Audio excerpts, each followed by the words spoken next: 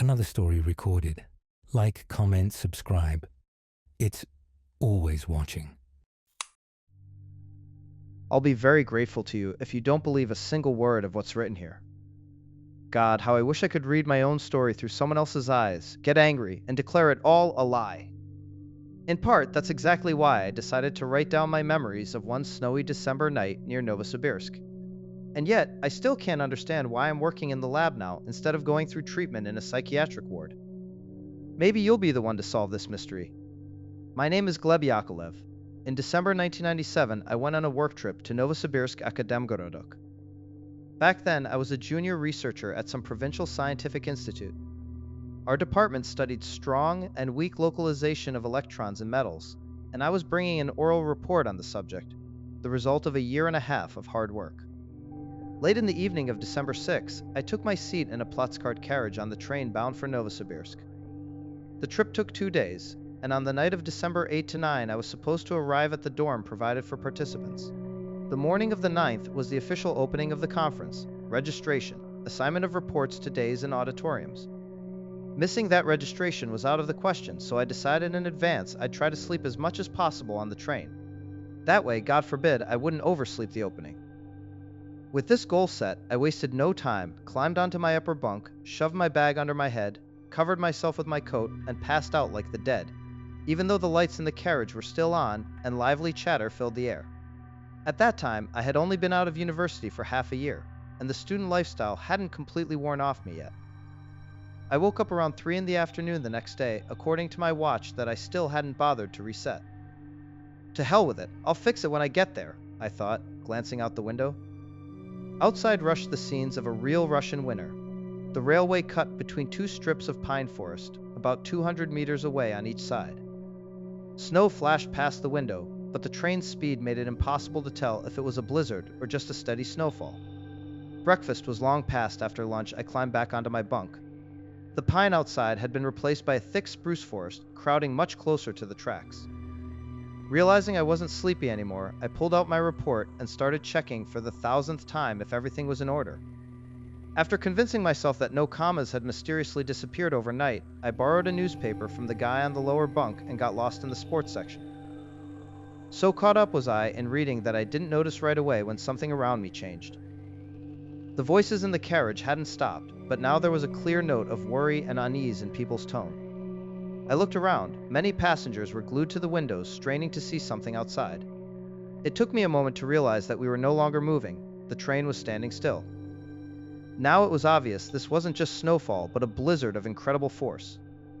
Through the solid wall of snow, you could barely make out the forest, now pressed even closer to the tracks. Blue dusk had already settled in. All right, I told myself. If we're standing, then where's the station? And if there's no station here, then why have we stopped? No, I need to find out right away. Still, the situation was more or less clear. A furious Siberian snowstorm had buried the tracks, and our train couldn't push through the drifts. My only concern was whether I could still make it to Akademgorodok by the next morning. I checked my watch. Taking into account the time zone difference, it was 6:30 in the evening, December 8, Novosibirsk time. Fine, I thought, adjusting the dial. I'll stick to this time. What I need now is to find the driver and ask what's going on. When I reached the electric locomotive, I found the driver's cab empty, its outside door hanging open. A few steps further, I came upon the driver, 2 conductors, and 3 militia officers, all hacking away with snow shovels. Seeing the size of the drifts, I felt a chill run through me. The snowbanks were already higher than a grown man's knee and still creeping upward, slow but steady. Next to the driver stood another passenger. He was a stocky old man, shouting something directly into the driver's ear with a strong, not at all elderly voice, trying to outmatch the howl of the wind. As I drew closer, I realized the old man wanted to know about the same things I did. The driver's voice was edged with irritation, but he still answered plainly, and his answers didn't please me one bit. If they kept clearing the tracks by hand, the train wouldn't reach the next station before morning. No, the next station wasn't Novosibirsk. No, there were no more shovels on board. Yes, they had sent a radiogram requesting a rescue train, or rather they tried, but the signal was very poor. Once they took a smoke break, they'd try again. Yes, he had been in situations like this before, and look at him now, alive and well. I asked how likely it was that I'd make it to Novosibirsk by morning, and the driver told me with full confidence that the probability was 0. But I need to get there. Urgently, I said. You understand? Urgently. Look around, kid. The driver leaned on his shovel, exhausted. What am I? Moses? You think I can wave my hands and clear the rails? Now move along, don't get in the way. I spat in frustration and jumped back into the vestibule. Why was my luck so cursed? They hadn't wanted to accept my application for the conference for the longest time. At first, I even thought about adding a couple of years to my age and promoting myself in rank. Luckily, I didn't have to. And now, when it seemed like all obstacles were behind me, my train was buried in snow somewhere in Siberia. What kind of injustice was this? Fuming, I punched the wall of the vestibule and howled from the pain, nearly breaking my hand. So, I see you really need to get to Novosibirsk, came a familiar voice. You can say that again, I muttered, shaking my throbbing hand. Where exactly do you need to go? The old man asked. To Akademgorodok? No later than 10 in the morning. We walked back to the compartment where the old man was traveling. He shared it with only one other passenger, a completely nondescript middle-aged man. I told the old man my sad story. The conductor was making rounds, explaining the situation to passengers. The old man stroked his stubble for a long time, looking at his watch, then at the ceiling. It was obvious he was thinking hard. I'm from Novosibirsk myself, he finally said, so I know the area. 10 minutes before we stopped, we passed a small station, Kilometer K. Just 2 houses and a station building. I know the people working there. If you really need to get to Novosibirsk, we can walk to that station, ask the watchman for 2 pairs of skis, and head through the forest. I know the route well. Of course, there's no ski trail now, but I can tell you with certainty that around 8 in the morning we'll come out of the forest near Settlement N. From there, an Icarus bus runs every half hour to Akademgorodok. By 10 you'll be there. I hesitated. The nondescript man widened his eyes, staring out the window, then at me. I understood perfectly well that spending the night in a wild forest, in a snowstorm, trusting my life to an unknown old man, was a risky idea. But I also knew it was my only chance to make registration. Besides, I'd always liked taking risks, and sometimes it had saved me. All right, I agreed. I'll grab my things and wait for you at the back of the train. The nondescript man opened his eyes even wider and seemed to shrink into his shoulders. You don't have other clothes? The old man tugged at my tie. You plan on walking through the forest in that? I've got a sweater and warm pants. Good, change into them. And drink a glass of hot tea with lemon. I'll meet you in the last carriage in 20 minutes. As I was leaving, I caught the nondescript man's completely mad stare fixed on the old man. When I reached my place, I quickly changed, drank 2 glasses of tea, put on my coat and hat, and slung my bag over my shoulder. My companion was already waiting in the last vestibule. He wore a short fur coat and Valenki boots, a knitted cap on his head, and an ancient, homemade-looking backpack on his shoulders. Oh yes, I thought, like in that old song. There once lived an old man at our factory, nicknamed Kokovanya. Out in the forest, he's going to look like a walking archetype. Only thing missing is the beard. Ready? My name's Georgi Mikhailovich, by the way. Gleb. I shook his hand. His grip was surprisingly strong, adding even more to his image. All right, let's go. And Georgi Mikhailovich stepped down into the snow. I jumped down after him, and right away I didn't want to go anywhere. I wanted to turn back, get into the warm carriage, take off my coat, and drink another 5 glasses of tea with lemon. Instead, I trudged forward, sinking into snowdrifts under the raging blizzard, covering my left ear from the wind with my hand. When I looked back a minute later, the train was gone, hidden behind a dense wall of flying snow. Ahead, the stocky figure of the old man moved steadily through the white chaos.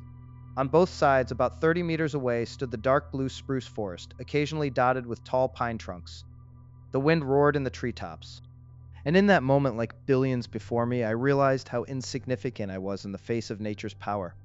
I was between the station and the train, with an experienced guide at my side, and yet I felt that my life was entirely in the hands of the elements. Shame on you, I scolded myself. Are you a scientist or a caveman?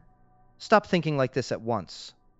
But the thoughts didn't leave, they only twisted into new shapes, until finally they turned into a sharp, inexplicable sensation that someone in the forest to my left was watching me. The wind, of course, blew from that very side, so I couldn't make out a thing. Fighting the urge to run, I looked forward again, and with relief spotted yellow glimmers of windows and lanterns, the small railway station Kilometer K. In less than 5 minutes, Georgy Mikhailovich was already knocking on the service door of the station building. A gray-haired, stooped man appeared on the threshold. Instead of a greeting, he simply said, "Bah," and let us in immediately. Inside it was cozy, the way any warm room feels cozy on a winter night. The place clearly wasn't meant for strangers. It was the station watchman's home, and his presence was stamped on everything. An old desk lamp with a fabric shade, an ashtray with a pipe, a map of the BSSR on the wall, a sizable stack of books piled on a small couch, and a bottle of vodka poorly hidden under a wool scarf. The last detail didn't escape Georgy Mikhailovich's eye. "As soon as the snow piles up, you start drinking," he scolded. "Drop this stupid habit already." The man who had let us in was about 10 years younger than my companion. He immediately poured us strong black tea, and the two old men launched into a serious discussion about my troublesome situation. Not wanting to interrupt the two old friends, I went to the window. The wind was slowly easing, though the snowfall showed no sign of stopping. The window faced a drift that had recently been the rails. My gaze slid past it and fixed on the edge of the forest. The unpleasant feeling that someone was watching me from there hadn't gone away. If anything, it was growing stronger. I studied the snow-laden branches closely, and then, suddenly, 2 or 3 young firs standing next to each other shuddered from roots to tips, shaking off their white caps. Wide-eyed, I stared at the dark gap that opened between the branches. I expected people to step out of the woods or the thud of axes, but nothing happened. Only the irrational sense of being watched intensified. I looked into the trees, and something looked back at me. This went on for about a minute, until, forcing my eyes even wider, though still not fully believing them, I saw 2 young sturdy firs, each about 5 meters tall, creak as they began to part. It was as if someone had grabbed their tops and pulled them apart. "Gleb," I turned. "Come here," Georgy Mikhailovich said briskly, following the watchman down into a hatch in the floor. I took 2 steps toward the hatch, then looked back at the window. The firs were back in place, but they swayed as if someone had just released them from a bent position. Deciding it made no sense to puzzle over it right then, I climbed down into the cellar. It was a proper storeroom, as one would expect. The watchman confidently rummaged through the clutter and soon produced several pairs of remarkably old skis. They had no markings, were wooden, and their bindings were the kind I hadn't seen since school. A cut-toe galosh where you shoved your Valanok or boot, the rest secured with straps and buckles. Realizing I had no choice, I picked a pair that matched my height, grabbed poles, and climbed the stairs. We thanked the watchman, said goodbye, and stepped out again. The snowfall had almost stopped and the moon slipped out from behind the clouds. The wind had died completely, so I could finally appreciate the beauty of the Siberian winter night. Tall, century-old firs blended their crowns into a deep blue, frosty sky. It seemed the very air played music. Tchaikovsky or Sviridov. We strapped on skis, and soon the forest swallowed us. Turning around, I couldn't see the station light or hear the electric locomotive's motor. The only light was the moon lighting the drifts and the branches. I heard only the crunch of snow and the creak of old pines. My mysterious guide and I were the only people in the universe of that boundless winter wood. There was no train, no Novosibirsk, no Kilometer K station. Nothing but snow on the ground, snow on the branches, ski squeaks, and a full moon. Travel through the forest was easier than I had expected, and much easier than trudging away from the train through drifts while shielding against the wind. The broad skis kept us from sinking too deep. Georgy Mikhailovich led, confidently breaking trail by landmarks only he knew. This fairy-tale old man was no younger than 70, yet with my youth and health I barely kept up. And remember, he was not just moving himself, he was making a track for me, which is much harder work. Still, we did not rush. I checked my watch. It showed 8 in the evening, although, as I noted, it was pitch dark outside. By Georgy Mikhailovich's estimate, about 12 hours of travel remained to Settlement N. Here I must confess that from this point my account will lose precision. That gives me some hope. Perhaps none of what follows even happened. Maybe for that reason I can't say exactly when the feeling of someone watching my back returned. I can't say how many times I turned anxiously and saw nothing but trees. I can't name the hour or minute when a distant but very loud crack sounded behind us. I can only say that when the old man announced a rest and sat down on the trunk of a fallen tree, I chose a place on the same log so I could always keep my eyes on the direction we had come from. I checked the time again. We'd been moving for 2 hours. The feeling of being watched had weakened, as if whoever was looking had briefly turned their gaze away. Taking advantage of the pause, I asked my companion what he thought about the cracking sounds we'd heard a little while ago. The old man answered calmly and confidently that an old pine had snapped under the snow's weight. He estimated it happened roughly 700 meters from where we were. He showed no sign of feeling watched, which made me nearly conclude that the attention was aimed at me alone, until I caught myself. It bothered me that some old trees were making me almost believe in spirits and other nonsense. That was so out of step with my profession that I purposely turned away from the trail and looked up. After drinking some of the watchman's tea from the thermos, we fastened our skis and went on. From here, my timing is very approximate. Our next stop came around midnight, and during that stretch, we heard the crack of breaking trees twice more. According to Georgi Mikhailovich, the first snapped about a kilometer to our right, the second about twice as close and behind us. By then I felt calmer, no more irrational sensations of eyes, and I even mentally laughed at myself for panicking earlier. The snowfall had ended. We moved on. I think it was closer to midnight. I skied, looking around, enjoying the view. My guide's back was a familiar marker ahead of me. Suddenly I noticed a very tall old pine about 5 meters to my left. Its girth spoke of great age. Young firs crowded the pine in a strangely symmetrical cluster, at least from my angle. I stopped. The oddest thing wasn't the symmetry.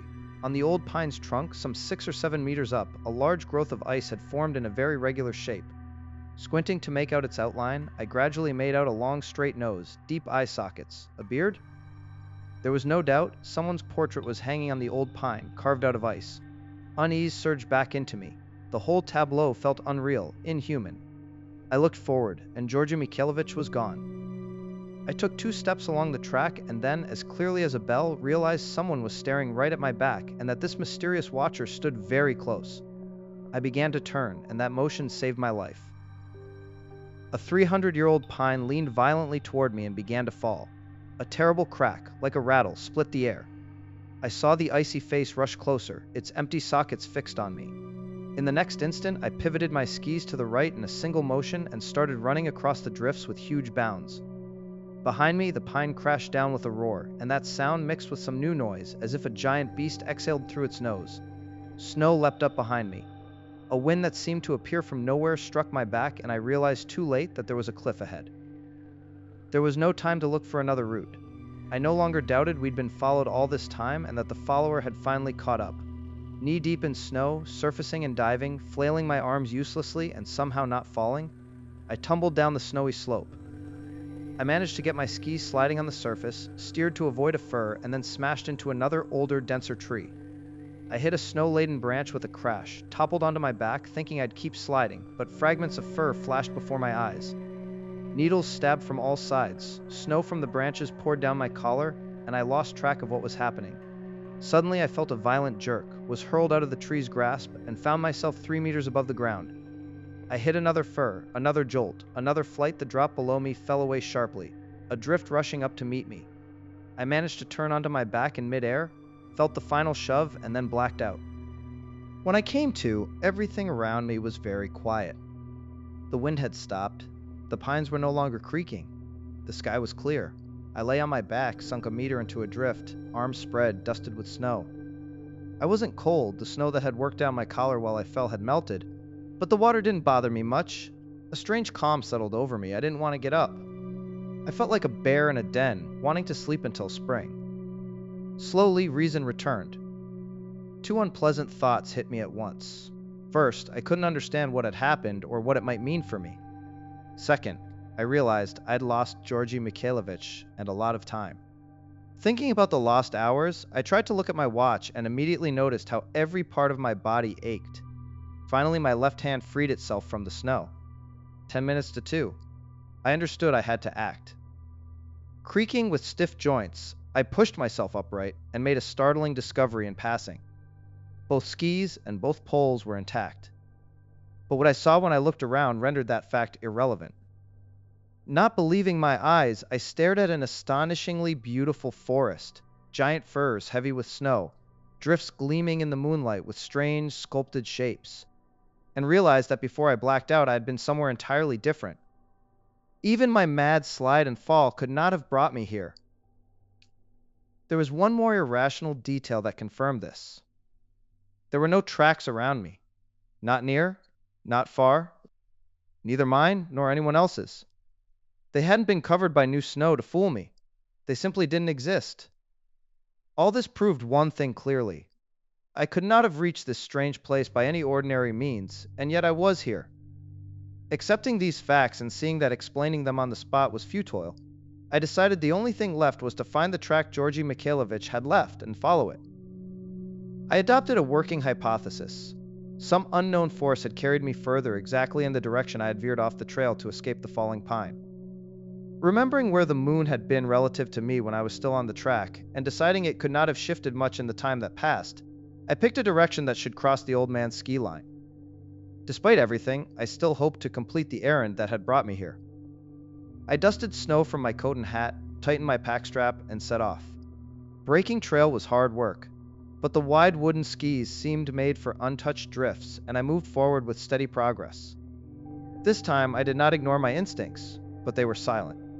It was as if the being that had stalked me so long had lost interest. Navigating by the moon was easy enough, and breaking trail soon became a mechanical task, so after about half an hour I let myself admire the winter wood. It stayed beautiful to me despite everything that was happening. Soon I noticed the forest around me had changed from what I'd seen during the first 4 hours of our trek. Drifts lay like a wavy carpet, in some places rising into pillars as tall as a person. Sometimes these pillars twisted slightly around their axis. Fir branches also grew in odd ways. It looked as if some trees held hands with their lower limbs. Here and there I even saw shapes like round dances. Shrubs with branches completely white from snow began to appear more often. At some point they pressed in on both sides rather tightly. Their branches met a couple of meters above my head, and with a little imagination I could picture myself skiing down an icy corridor lit by the moon. That corridor, however, led exactly where I wanted to go, so I rode it without thinking that perhaps none of it was accidental. But the forest decided to tell me anyway. While looking about, I almost ran into a large fir and stopped dead. It felt as if the air instantly dropped 5 degrees. Right in front of me, at face level on the tree trunk, was a growth of bluish ice. In a few heartbeats I could make out furrowed brows joined over a long bridge of a nose, a mustache, a beard. It was exactly the same face as on the pine that nearly killed me. The icy socket seemed to look straight through me. I didn't linger, I hurried on. I understood 2 things: that I was now in the domain of that unknown force, and that the force itself was not present here at the moment. But the temporariness of that absence felt all too fragile, so I hurried as fast as I could. It was just after the start of 4 in the morning when I began to hear a strange sound to my sides. At first it was distant and faint, but it drew nearer and grew clearer as I acclimated to it. The forest opened and became brighter. I could no longer deny that all around me, as if circling, came a sort of quiet children's chorus mixed with sounds like a xylophone. Trying to imagine what beings could make such noises, I settled on 2 possibilities. Snowflakes if they only had voices, or ghosts if only ghosts existed. After all that had already happened to me, I was prepared to believe in anything. Suddenly the trees parted and I found myself on the edge of a gentle slope. The woods surrounded an open space about 70 meters across. The slope was some 5 meters high, and below lay a frozen, snow-covered lake of astonishingly regular shape. On the lake's surface, something strange was gliding. Without fully realizing what I was doing, I began to descend. Nearly 15 years have passed, yet my thoughts get tangled whenever I try to recall those minutes. Did I really ski down to the ice lake, or did I dream it? If everything I'm about to tell actually happened, how can I explain my actions there below? If not a hallucination, what else can I call what I saw when I climbed the slope again and turned? In that case, every earlier event of that moonlit December night would also be open to doubt, a conclusion I have willingly entertained for years. But the doubts are weak, and the scene remains to this day painfully clear. When I reached the edge of the lake, the strange silhouette was about 5 meters away. Moving like in a dream, I chased it, but the figure spun in place and moved across the ice in chaotic patterns, never letting me get closer. It seemed made of snow, shapeless, and it made that same strange sound I had heard earlier in the forest. Forgetting everything else, I followed it. An unreal sense of happiness came over me. I forgot where I was, I forgot where I was going, I forgot that I had so little time. I only mirrored the snow figures every turn. We circled and looped. It forced me to pivot sharply on the spot, and after a while, I felt as if I were part of some strange dance. This went on for quite some time, until the silhouette finally began to move up the shore toward the trees. I followed. I felt I was about to catch my strange snowy companion and obtain something impossibly important, something without a name, but the opposite happened. At the forest edge, just a meter from the cliff, the mysterious figure suddenly changed direction, striking my face with snow and disappearing without a trace. I felt as if I had sobered after a long binge. Reason slowly returned. I analyzed my recent actions and shuddered in horror. Following some unknown instinct, I turned to look at the snow-covered lake and realized that I was not meant to gain anything in this forest. On the contrary, in that instant when I turned, I lost all peace and certainty forever. Since then, I have revisited that moment countless times, but I have never found answers to the endless questions it raised. At that moment, though, I asked myself nothing. I turned my back to the lake and tried to hold on to a single thought. I had to leave this place as fast as possible. If I had let myself think about anything else, I would have gone insane without a doubt. Then again, who's to say I didn't? Around 3:30 in the morning, Georgi Mikhailovich finally noticed I was no longer following him closely. He stopped, brushed snow off a small stump, took out his thermos, and waited. He didn't have to wait long. A few minutes later, from a completely unexpected direction, there came a deafening crack of breaking branches and heavy breathing. The old man turned toward the sound and saw me bursting out of the forest on skis. I was moving at some insane speed, not answering questions, utterly unhinged, desperately insisting on continuing, or I'll miss registration. Georgi Mikhailovich told me all this himself 3 hours later, when I regained my senses at the bus station in the village of N. Trying to recall that final stretch of my journey, all I can see are my skis gliding over the snow, nothing else. What happened next? I made it to registration. Somehow, by some miracle, I gave my presentation successfully. Probably it helped that I knew it almost by heart, and the questions I was asked had already been thoroughly discussed with my colleagues. I took the same train home. The tracks had been cleared. For almost the entire trip, I lay on my bunk, staring at the ceiling, so I didn't even notice when we passed the Kilometer K station. All I could think about was how I would live now, whether I could continue with my research. But my worries turned out to be unnecessary. Unexpectedly, almost without hesitation, I returned to work and quickly earned my candidate degree. My habits and hobbies stayed the same. Nobody ever found out what had happened to me. Only sometimes at night, especially in winter when a fierce blizzard rages outside, I lie awake and remember. I remember that lake, that bodiless snow figure, and that strange dance I participated in. There, on the slope, when I briefly regained my senses and looked back, the entire lake revealed itself to me, like an open palm. It was completely covered in the tracks of my skis and poles. In some places I passed twice, in others 3 times, and in 2 spots I had spun in place, clearing the snow down to the ice. Altogether, it formed an astonishingly precise and tidy pattern, and seeing it sent shivers up my spine. I am ready to accept almost everything that happened that night. If otherworldly forces hold sway over the world of the living, so be it. But one question haunts me above all others. If the force that made me a brush for painting that self-portrait gained control over me so easily in the forest, what if it has kept that power to this day, waiting for the moment to use it again?